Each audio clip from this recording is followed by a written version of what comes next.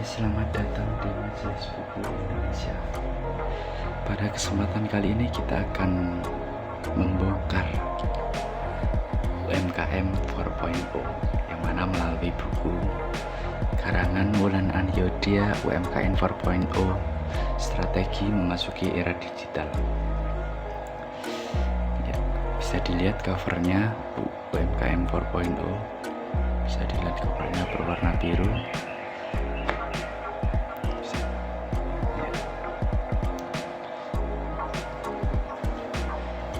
Untuk buku ini itu diterbitkan pada tahun 2020, yang mana tentunya baru-baru ini ya. Tahun 2020 diterbitkan oleh PT Elex Media Komputindo, kelompok Gramedia Jakarta, yang merupakan anggota IKP Jakarta. Nomor ISBN 9786230011603. Ya. Di buku ini ada beberapa materi atau beberapa bab yang dimana ada daftar isinya. Yang pertama itu apa sih UMKM 4.0, apa itu UMKM 4.0, kemudian persiapan mengenal konsumen di era 4.0, kemudian mengenal ekonomi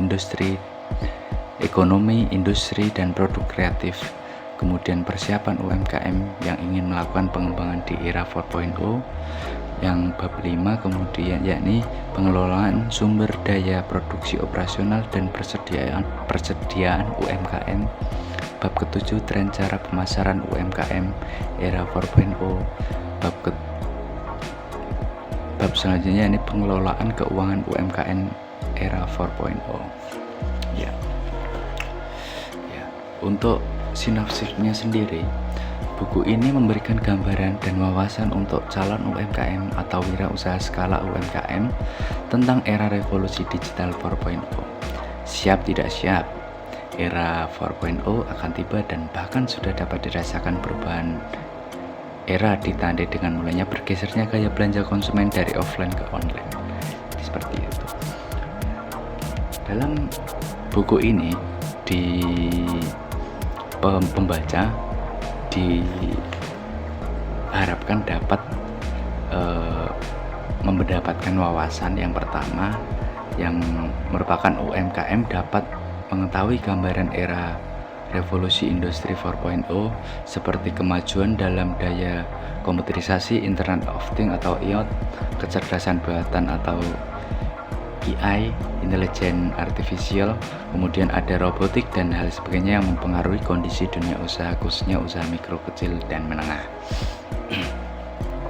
Nah, di sinopsisnya ada sinopsis di dalam buku ini, yang tentunya penjabaran lebih jelasnya nanti akan dijelaskan di bab-bab selanjutnya.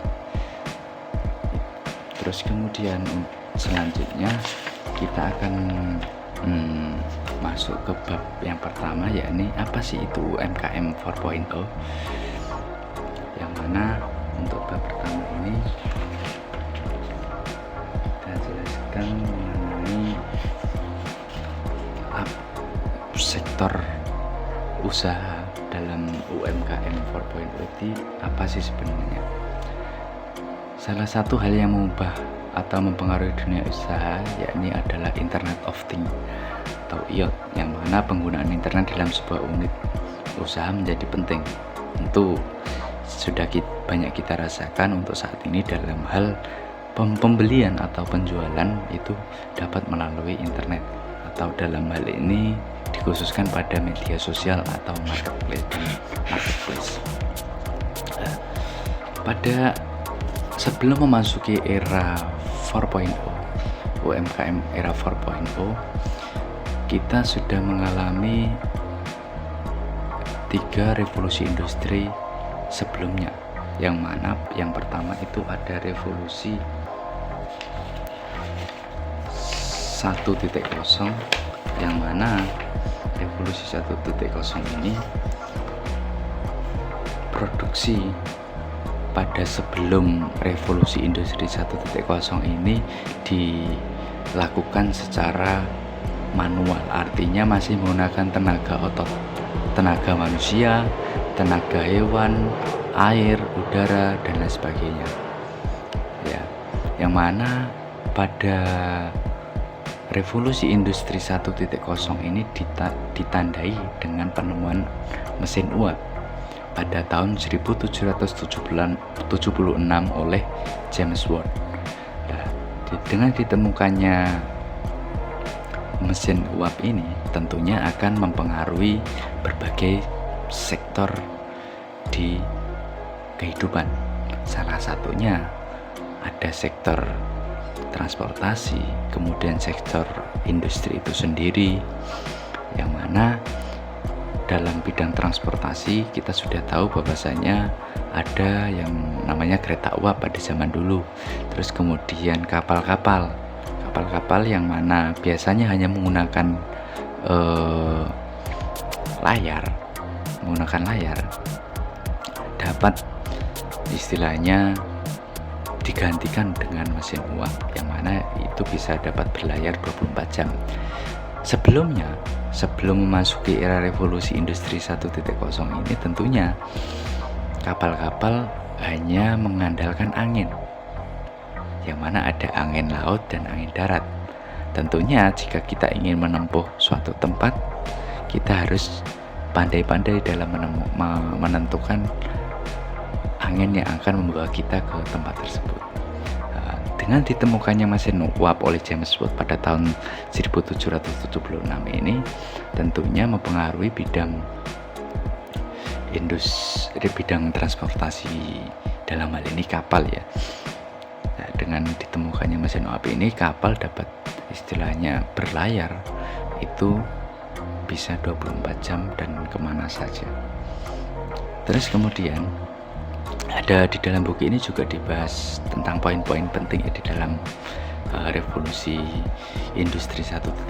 Yang pertama ada ditandai dengan ditemukannya mesin uap yang tadi sudah saya jelaskan. Kemudian mesin uap pengganti tenaga manusia, hewan, atau untuk menggerakkan apapun. Terus kemudian dengan adanya revolusi industri yang pertama terjadi banyak perubahan pada dunia termasuk sektor usaha. Salah satunya yakni produksi barang bisa menghemat biaya karena tidak menggunakan banyak tenaga manusia, dan dampaknya harga menjadi lebih murah. Tentu dengan adanya mesin uap ini, barang-barang yang dihasilkan oleh industri ini dapat digantikan oleh mesin uap, sehingga hasilnya lebih efisien dan lebih menghemat biaya produksi, yang tentunya harga jualnya juga akan semakin menjadi lebih murah, seperti itu. Terus yang kedua ini ada revolusi industri 2.0, yang mana secara garis besar revolusi ini ditandai dengan ditemukannya listrik, yang mana listrik ini juga mempengaruhi berbagai bidang kehidupan. Nah, misalnya di dalam bidang usaha mikro sendiri, yang mana dahulu kita masih menggunakan asisten rumah tangga untuk mencuci baju. Akan tetapi dengan adanya revolusi industri 2.0 yang mana ditandai dengan ditemukannya listrik, mulai diciptakan mesin cuci. Mesin cuci ini juga bisa digunakan istilahnya sebagai bidang baru UMKM, yang mana bisa adanya laundry dan lain sebagainya, seperti itu. Contoh lain itu adanya rice cooker, yang mana dulu kita memasak nasi itu menggunakan tungku dan lain sebagainya. Sekarang sudah dapat memasak lebih cepat dan lebih efisien, tentunya dengan menggunakan rice cooker. Itu contoh realnya ya. Terus kemudian revolusi industri pada 3.0 ini dimulai ketika ditemukannya komputer yang bernama Colosseum, yang pada saat itu komputer ini besarnya masih sebesar ruang tidur atau kamar tidur dengan kebutuhan listrik yakni sekitar 8.500 watt. Tentunya ini tidak cukup efisien untuk kita pada saat ini, pada zaman sekarang ya. Tapi pada revolusi ini itu ciri utama dari revolusi 3.0 itu ditemukannya komputer, yang mana pada saat itu dalam sejarahnya komputer ini digunakan sebagai alat untuk pemecah kode perang, atau dalam hal ini pemecah kode buatan Nazi di Jerman. Terus kemudian seiring berjalannya waktu, beberapa industri kemudian memperkecil ukuran komputer itu sendiri, dan kemudian efeknya pekerjaan manusia itu menjadi menghilang ya, karena dibantu oleh komputer dan juga mesin robotik yang mana pengerjaannya menggunakan komputer. Revolusi ini mengubah kehidupan manusia di negara-negara maju maupun di negara berkembang tentunya. Terus kemudian revolusi 4.0 ini merupakan bentuk otomatisasi di berbagai sektor kehidupan. Otomatisasi ini memanfaatkan teknologi dan big data tentunya. Konsep revolusi industri 4.0 ini pertama kali digunakan di pabrik dalam pameran industri Hannover Messe di kota Hannover, Jerman di tahun 2011. Dalam peristiwa ini juga sebetulnya ide industri 2.0 dan industri 3.0 baru muncul. Sebelumnya cuma dikenal nama revolusi teknologi dan revolusi digital. Industri ini menggunakan komputer dan robot sebagai dasarnya. Industri 4.0 yang dimaksud ini menggunakan komputer dan robot sebagai dasarnya. Oleh sebab itu, kemajuan apa saja yang muncul di era ini terutama yang berhubungan dengan komputer. Yang pertama, kemajuan yang terasa adalah adanya internet, yang mana dengan adanya internet ini mempengaruhi berbagai sektor kehidupan. Dalam bidang usaha sendiri, kita dapat memasarkan produk jualan kita, produk-produk yang kita hasilkan melalui internet.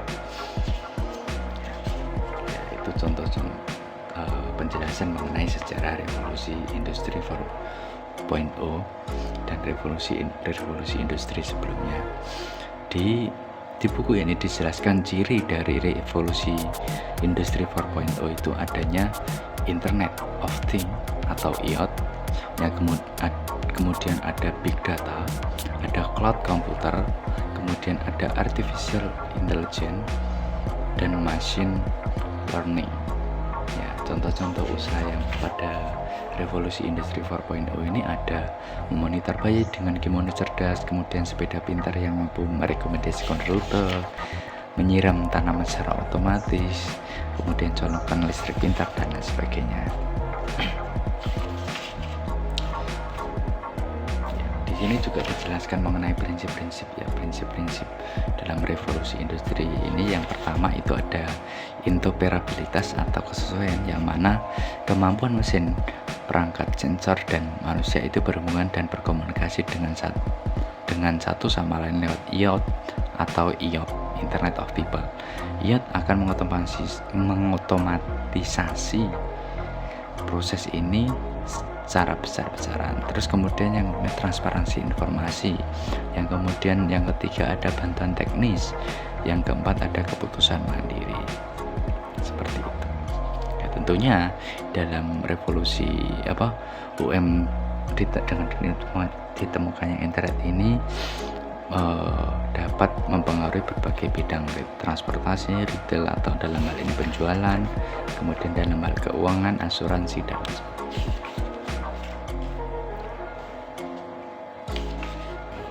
Bisa dilihat yang kita langsung ke bab selanjutnya, yakni mengenal konsumen di era 4.0. Seperti yang kita tahu ya, setiap konsumen, setiap era itu memiliki ciri sendiri-sendiri. Kalau dalam di buku ini ada beberapa generasi yang itu memiliki daya beli atau ciri konsumsi yang berbeda-beda. Yang pertama itu ada generasi boomer. Ini generasi baby boomer. Maaf. Ini yang lahir pada rentang waktu 1946 sampai 1954. Ini generasi baby boomer yang mana ciri orang yang lahir pada tahun ini yakni sikapnya yang masih mempertahankan nilai-nilai tradisional, kemudian juga orientasinya pada misi dan kemudian layanan, serta mau bekerja lebih ekstra.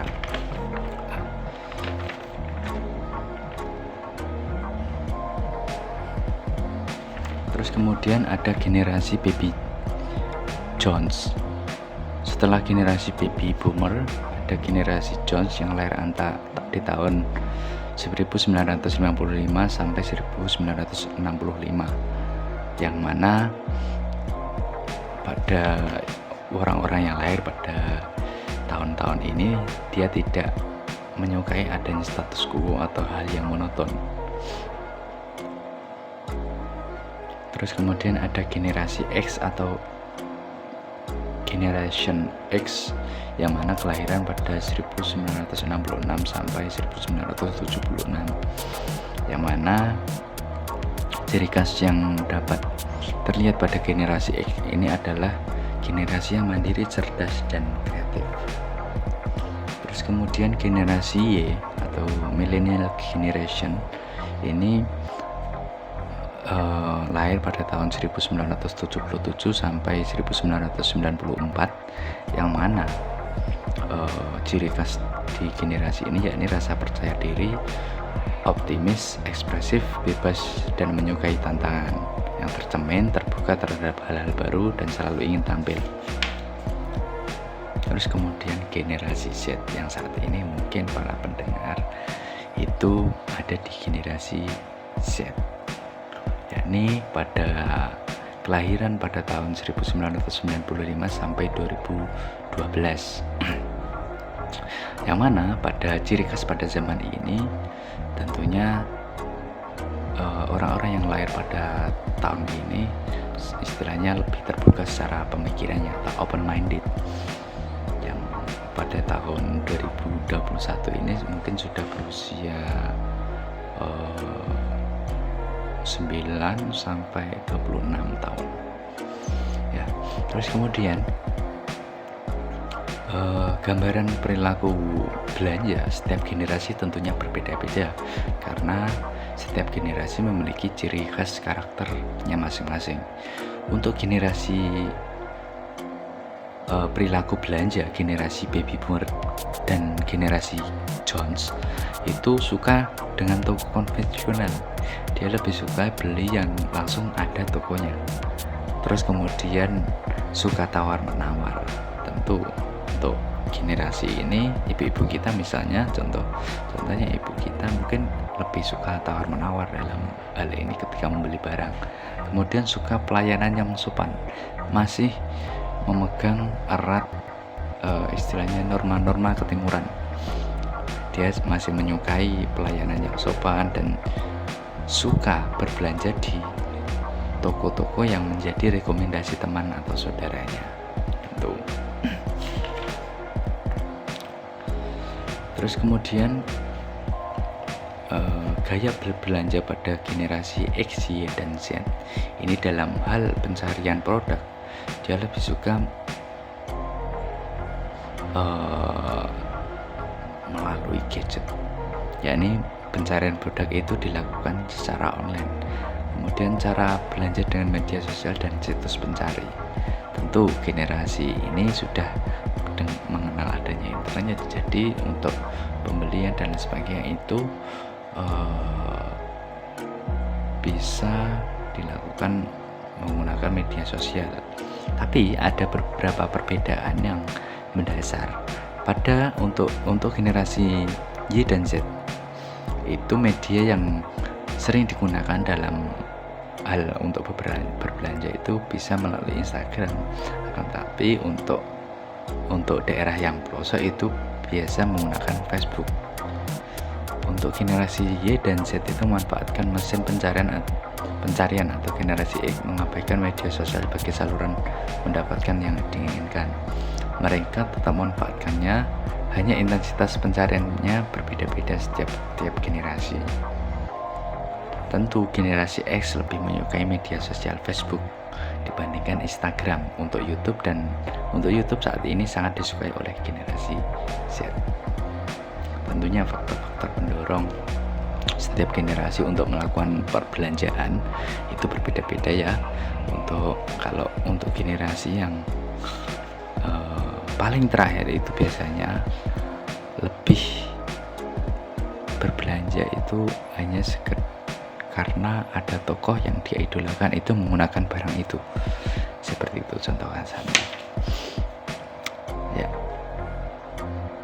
Ini beberapa mengenai marketing di era 4.0 itu adanya guna omnis saluran, artinya ketika pembeli ingin melakukan transaksi, kita bisa menyediakan melalui pembelian melalui WA, pembelian melalui Instagram,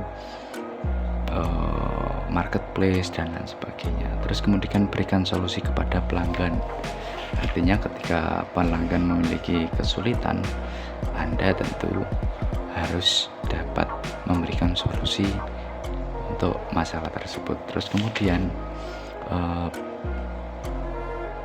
kembangkan perpaduan back end, kemudian mempraktikkan antropologi digital dan lain sebagainya. Ini beberapa contoh bab-bab yang dibahas di dalam buku UMKM 4.0. Untuk lebih jelasnya nanti silakan dibaca sendiri dan dibeli. Di Majelis Buku menyediakan buku UMKM 4.0, bisa dilihat di IG maupun di marketplace. Marketplace-nya bisa lewat Shopee maupun lewat Tokopedia. Silakan diorder dan dipelajari untuk Indonesia yang lebih maju. Terima kasih. Sekian dari saya. Wassalamualaikum warahmatullahi wabarakatuh.